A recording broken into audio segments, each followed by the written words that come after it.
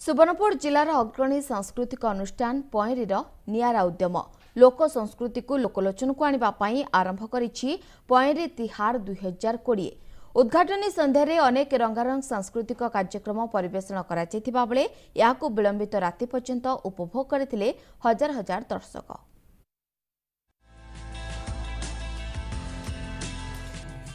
सुवर्णपुर जिलार अग्रणी सांस्कृतिक अनुष्ठान पयरी पक्षरु आरंभ होईछि पारंपरिक लोकगीत और लोकनृत्य महोत्सव पयरी तिहार 2020।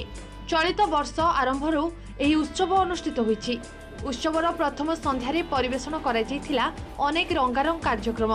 प्रथमे मेंढामाळ दंड कलाकारक परभा नृत्य और परे लोईसिंगा सुरसंगम कलाकारक रसरकेली हरियाणा कलाकारक घुमुर लोकनृत्य तुसरा कृष्णप्रिया कला परिषदर घुबुकुडु नृत्य परिवेशित होइथिला जहाको प्रबल शीत सत्वे विलंबित राति पर्यंत उपभोग करथिले दर्शक।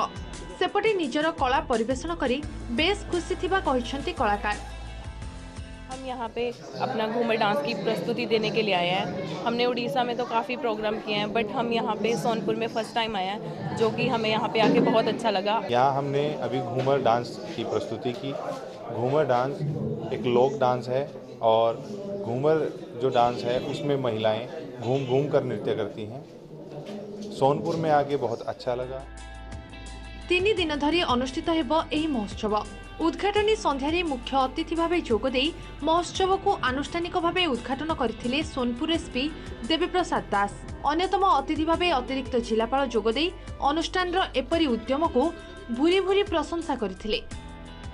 आमे सोनपुर हमरो टीम होची पॉइंट टीम। आमे पॉइंट टीम आसीचु। आमे हमरा डांस कलु जुराबेनी महानदी जुराबेनी डांस कलु डाल खाई। तो आमे फर्स्ट टाइम लगी मुई फर्स्ट टाइम लगा पहला करी पॉइंट टीम को मते बहुत ही भल लागला। I am very excited. 2020 मसियारे जनवरी 1 2 3 दिन धरि अनुष्ठित हेबाकु जाउची एवं या 2020 रे या 20 वर्ष रे पदार्पण करिची। तार माने हला या 2000 मसियारे या हे जाउची जातीय पारंपरिक लोकनृत्य एवं संगीत उत्सव याकु कहा जाउची। समग्र राज्य रे यार सुनाम रहिची। वास्तव में पयरी परी नृत्यानुष्ठान एभली उद्यम प्रशंसनीय। सोनपुर पिनाकी पंडा रिपोर्ट, एमबीसी न्यूज।